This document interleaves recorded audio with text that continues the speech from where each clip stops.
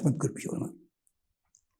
మిత్రులారా, మాఘమాసము విష్ణు ప్రీతికరము, శివప్రీతికరము, సూర్యునికి ప్రత్యేకించి అని చెప్పుకుని మనం ఆదిత్య సేన వ్రతము, విష్ణు ధర్మోత్తరము, మత్స్యపురాణముల్లో ప్రార్థన చేసుకున్నాం. దీంట్లో ఇంకొక చమత్కారమైన వేదమంత్రం కూడా చెప్పుకుందాం. పిల్లలు తప్పు చేస్తుంటే ముందు ఎవరొస్తారు అంటే తల్లి వస్తుంది, వెనకాల తండ్రి వస్తాడు. తల్లి వచ్చి చేసే పని ఏమిటి? ప్రధానమైన బరువు అంతా కూడా తండ్రి మీదే పెడుతుంది. అది మీరు గమనించవచ్చు.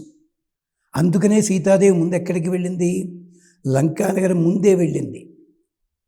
అదే చెప్పింది సీతాదేవి పట్టాభిషేక సమయంలో. పట్టాభిషేకం అన్నప్పుడు నీకోసం అడవికి వెళ్ళాలంటే అగ్రతస్థే గమిష్యామి, అడవికి కాదు, నువ్వు వెళ్ళాల్సిన తోటి ప్రతి చోట కూడా నేనే ముందడుగు పెడతా. అందుకనే చూడండి, లంకలో ముందడుగు పెట్టింది ఆవిడ. తర్వాత రాముణ్ణి ఒంటరివాణ్ణి చేసి అడవిలోకి వెళ్ళింది. అక్కడి నుంచి వైకుంఠానికి ముందెళ్ళిపోయింది. వెనకాలే వచ్చాడు స్వామి బాధ్యతలన్నీ తీసుకుని.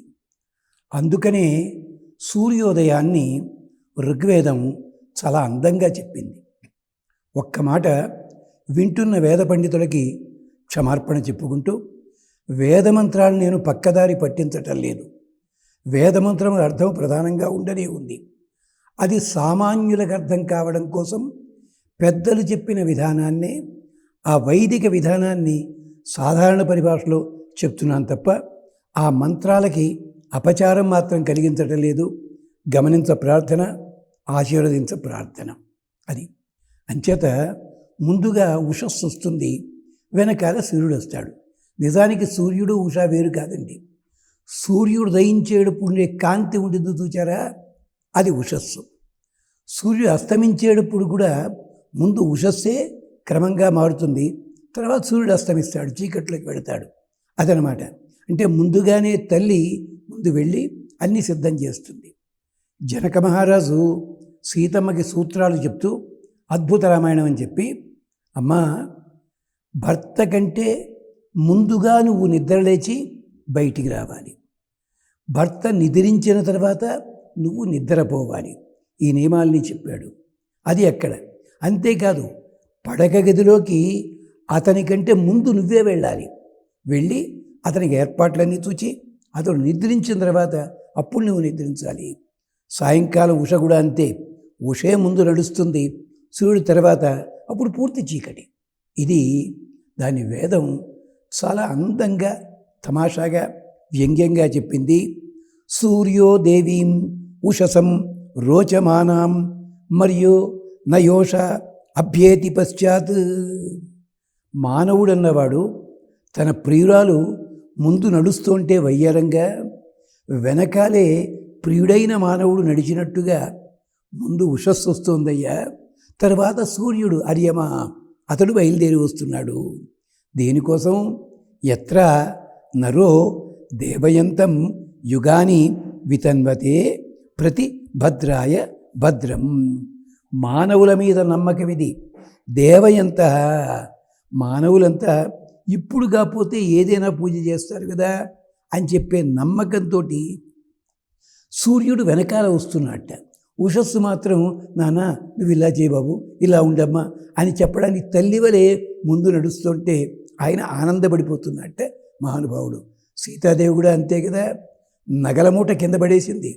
నగల మూట కట్టి పడేలా, ఇలా చుట్టి పడేస్తే ఆ మూట విడిపోయి నగలు దొల్లుకుంటూ పడితే హనుమంతుడు ఏరి పట్టుకొచ్చాడు. అది విశేషం. మరి ఆ నగలున్న కారణం చేతే సుగ్రీవుడికి సహాయం అయ్యింది. అందుకనే వాలి చూడండి, ముందు ఎప్పుడు కూడా అమ్మే ముందు చేస్తుందన్నమాట. అది అందుకనే లోకంలో తల్లిని గుర్తుపట్టడానికి ఎవడూ చెప్పక్కర్లే. పిల్లాడు పుట్టగానే, పిల్ల పుట్టగానే చనుబాల తాకిడికి కానీ అమ్మ స్పర్శకు కానీ గుర్తుపడతాడు. నాన్న ఈయన అని ఆవిడ చెప్తుంది తర్వాత. అలాగా ఉషస్సు ముందు నడుస్తూ ఉంటే సూర్యుడు వచ్చేట మానవుల మీద నమ్మకొద్దీ కార్యక్రమాలు నడిపించమని చెప్పడానికి అమ్మ వస్తే, అంచేత వితన్వతే ప్రతి భద్రాయ సూర్యం. అందుకని యుగాని వితన్వతే. ఎలాగైతే పిల్లలకి తండ్రి ఎలాగైతే రకరకాల వస్తువులు ఇవన్నీ ఇమ్మని ఎవరు చెప్తారండి? తల్లి మాత్రమే చెప్తుంది. 5 ఏళ్ళు వచ్చేదాకా రాజకుమారుడిలాగా, 5 నుంచి 15 దాకా ఇంట్లో పనివాడి పిల్లాడిలాగా, 15 నుంచి తర్వాత సేవకుడిలాగా, అది కాదు సేవకుడు కాదు మిత్రుడిలాగా ఇలా చూడమనే తల్లి చెప్తుంది. అది విశేషం. అలాగా ఉష సూర్యుడు కదలి వస్తున్నారయ్యా. అందుకని మనము తప్పనిసరిగా సూర్యోదయ సమయంలో మెడకో తెచ్చుకుందాం. అందున మాఘమాసం నాడు. అంతేకాదు అసలు కిరణాలకే చాలు నమస్కారం, సూర్యుడు దయించడం అవసరం లేదు. అక్కడ ఉషస్సు కనిపించదు కానీ దండం పెట్టుకుని అమ్మయ్య తెల్లారింది కదా బయలుదేరిపోతే పని అయిపోతుంది కదా, అదే చెయ్యమంటారు. పూర్వకాలం అంటే ఓ 30 ఏళ్ల కిందట పిల్లల్ని తెల్లారుదామనే లేపి మొహం కడుక్కోకుండా ఉన్నా కూడా వాళ్ళ చేత పాఠాలు చదివించేవారు. ఎందుకని? ఉషస్సు వచ్చే ప్రాంతంలో వాళ్ళ మనస్సులు స్థిరంగా ఉంటాయి. అప్పుడు ఇంగ్లీషో తెలుగో చదివించిన తర్వాత మొహం కడుక్కురారా అప్పుడు లెక్కలు చేయించేవారు. ఇది ఒకప్పుడు ఉండేది. ఎంతవరకు 1965, 67 దాకా. తర్వాత పోయిందనుకోండి. ఇది దీని కారణం ఇది. అంతేకాదు ఆద్యాదేవ ఉదిత సూర్యస్య నిరంహస పిబుత నిరవజ్యాత్. ఓ కిరణములారా, మీ లోపల నిందనీయమైనటువంటి పాపాలేమీ మీకుండవు. మా పాపాలని మీరు తొలగించండి. పిపురుత అంతేనా? మీ అందరితో పాటు ఎవరు వస్తారో తెలుసునా? అంటే వరుణదేవుడు ఉన్నాడు, అలాగే ఉషస్సు ఉంది, అంతేకాదు సూర్యుడు ఉన్నాడు, అఘమర్షణ ఋషుడు అని ఉన్నారు. అంటే పాపాలు తొలగించడం కోసం బ్రహ్మగారు కొంతమందిని పనిగట్టుకు పెట్టాడనమాట. అంటే మనం చూడండి, గేటు కాపలా కాసేవాళ్ళు మరొకళ్ళు ఉంటారు. కానీ మనకి తెలియకుండానే రహస్యంగా కొంతమంది తిరుగుతూ ఉంటారు. అంటే మనం ఎక్కడైనా పొరపాటు చేస్తున్నావా అని చెప్పి గృహరక్షకులు అలాగా అఘమర్షణ ఋషులు అని ఏర్పాటు చేశాడు. వాళ్ళు కూడా నీళ్ల దగ్గర ఉంటారు. అది విశేషం. ఇక్కడ ఒక చిన్న చమత్కారం చెప్పాలి మీకు. మనకి కేరళ దేశంలో ఆడవాళ్ళంతా కూడా చీరలు కట్టుకోరు, పంచెలా కట్టుకుంటారు, లుంగీలా కట్టుకుంటారు. మరి అదేమిటండి? అది ఫ్యాషన్ అనుకుంటాం మనం. కాదు, అక్కడ జలప్రవాహాలు ఎక్కువ.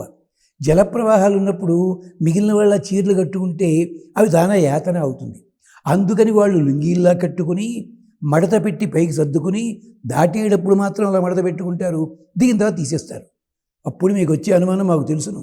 దానికోసం విధానం ఉంది. ఆడవాళ్ళు దాటడం కోసం ప్రత్యేకించి కొన్ని రేవులు ఉంచేవారు. ఆ రేవుకి 1 కిలోమీటర్ దూరంలో మగవాళ్ళని కాపలా పెట్టేవారు. అంచేత ఆ రేవు దగ్గరికి వెళ్ళాలంటే ఆడవాళ్ళు మాత్రమే వెళ్ళాలి, మగవాళ్ళు వెళ్ళడానికి వీలు లేదు, నియమాలుండేవి. ఇది ఒకప్పుడు చలనచిత్ర సీమలో ఇలాంటి కథలు వచ్చాయి, చాలామందికి తెలియదు. ఇది అర్థం. అలాగే సూర్యుడు ఉషస్సు వీళ్ళ గాథే. ఇది ఎవరంటే ఎഴുത്തച്ഛൻ అని మలయాళ కవి భాగవతం చెప్తూ ఒక చోట ఈ వర్ణన చేస్తాడు ఆయన. ఋగ్వేదాన్ని ఎత్తుకుని ఋగ్వేద వర్ణన చూపించి అది చెప్తాడు ఆయన. అలాగా కిరణాలన్నీను. అంచేత ధర్మ ప్రవృత్తి ఉన్నప్పటికి కూడా రకరకాల పాపాలు మనకి రావచ్చును. ఏమిటది? పరోపహిత ఆర్తం, పరద్రోహి పరం విషం, విషలోలుపం, పిశునం, క్రూరం, ఇలాంటి కొన్ని అవలక్షణాలు ఉన్నాయి. మనకి తెలియకుండానే ఒక్క సరదాయిన మాట చెప్పనా అండి? దేవుడికి దీపం పెడతాం మనం. దీపం పెట్టి అది కొండెక్కుతుంటే వేలుతోటి ఇలా తోస్తాం మనం. ఇలా తోసి వేరికి నెయ్యో నూనె అంటుకుంటుంది కదా, అది ఉట్టిన పోవడం దేనికని చెప్పి నెత్తికి రాసుకుంటూ ఉంటాం. ఒక్కసారి కార్తీక మాస వైభవం చూడండి. మీరల్లా నెత్తికి రాసుకున్న పాపానికి ఒక మహర్షి ఏ జన్మెత్తాడో చెప్పింది. ఇంచేత నూనె వేయగానే అది భగవంతుడికే సమర్పించాలి, మీకోసం వాడుకోకూడదు. అందుకనే దేవాలయాల్లో కానీ పెద్ద పెద్ద మఠాల్లో కానీ ప్రత్యేకించి ఒక వస్త్రం ఉంటుంది, వస్త్రానికి మాత్రమే తుడుచుకుంటారు అది. అలాగే పూలతో పూజ చేస్తుంటారు. ఇది కూడా 5 పురాణాల్లో చెప్పారు.